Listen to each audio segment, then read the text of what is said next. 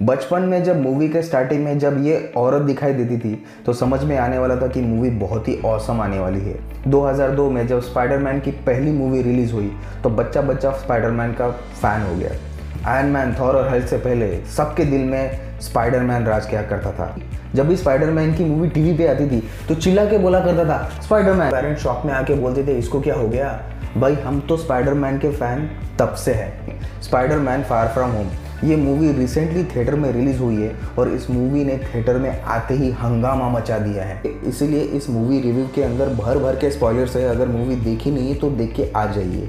Movie के शुरुआत में ही हम देखते हैं जो कद्दू मिस्टीरियो ने स्पाइडरमैन की लाइफ में जो गन मचाई है उसकी पोल खोल के सबको बता दिया पीटर पार्कर ही स्पाइडरमैन है और वही मिस्टीरियो का कातिल है। तब से सारी दुनिया और डेली बीगल वाले कद्दू स्पाइडरमैन के पीछे पड़े हैं। पीटर पार्कर की गर्लफ्रेंड एमजे, उसके सारे फ्रेंड, यहाँ तक उसकी आंट में भी मुसीबत में पड़ जाते हैं। यहाँ पीटर पार्कर पूरी तरह से परेशान हो जाता है उसकी आइडेंटिटी खुलने की वजह से। तभी वो हेल्प मांगने के लिए डॉक्टर स्ट्रेंज के पास चला जाता है। डॉक्टर स्ट्रेंज से मिलकर ये रिक्वेस्ट करता है कि सारी दुनिया से मेरी याददाश्त मिटा दो कि गंगाधर ही शक्तिमान है। आई एम सॉरी गंगाधर ही शक्तिमान ही नहीं, पीटर पार्कर ही स्पाइडरमैन है। और यहाँ अपने उड़ते हुए घाघरा वाले जादूगर यानी डॉक्टर स्ट्रेंज एक स्पेल बोलते हैं जिसकी वजह से सारी दुनिया भूल जाएगी कि पीटर पार्कर ही स्पाइडरमैन है। लेकिन स्पेल उल्टा पड़ जाता है और मल्टीवर्स में जितने सभी लोग हैं जो ये जानते हैं कि पीटर पार्कर ही स्पाइडरमैन है वो उनका यूनिवर्स छोड़ के इस यूनिवर्स में आ जाते हैं। मतलब ये सिचुएशन में पीटर पार्कर की हालत ऐसी हो जाती है कि गरीबी में आटा गीला। चले थे सारी दुनिया के सामने अपनी आइडेंटिटी मिटाने,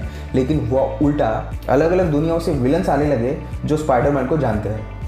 जैसे तैसे डॉक्टर स्ट्रेंज की मदद की वजह से सारे विलन्स को एक जगह पीटर पार्कर कैद कर लेता है। फिर भी कहीं ना कहीं चावल में कंकड़ आ ही जाता है। वैसे यही कद्दू ग्रीन गॉब्लिन सारे प्लान को चौपट कर देता है और यहीं से स्पाइडरमैन की मुसीबतें बढ़ना शुरू हो जाती है। विलन इतने सारे और स्पाइडरमैन एक अकेला बेचारा क्या करेगा।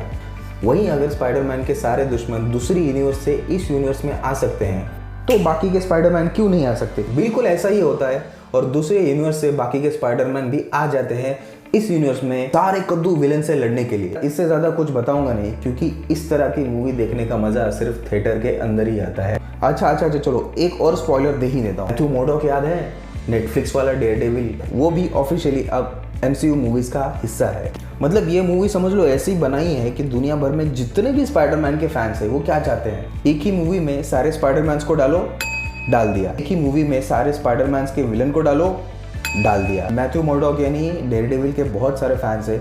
लोग चाहते थे कि यही बंदा आगे भी MCU में डेयरडेविल का रोल करे क्योंकि ये भी ख्वाहिश पूरी कर दी। मतलब फैंस के ख्वाहिशों का पिटारा है ये मूवी।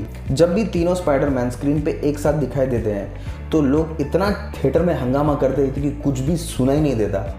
स्पाइडरमैन किस चीज़ों की वजह से जाना जाता है? इसने अपनों को खोया, अपने शहर को बचाने के लिए अपनी जान को बार बार दांव पे लगाया, प्यार को खोया, अपने दोस्तों को खोया, गुमनामी में जिंदगी बिता के अकेला रहना। ये मूवी पीटर पार्कर को वो स्पाइडरमैन बनाएगी जैसा स्पाइडरमैन का रियल कैरेक्टर है।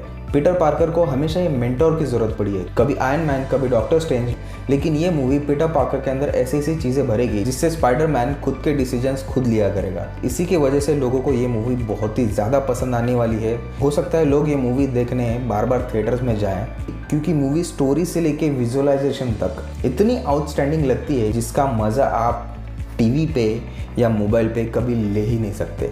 मेरी तरफ से स्पाइडरमैन की इस आउटस्टैंडिंग मूवी को मिलते हैं 4.5 स्टार। तो थिएटर में जाओ, मूवी एंजॉय करो और मुझे आके ज़रूर बताओ कि मूवी लगी कैसी।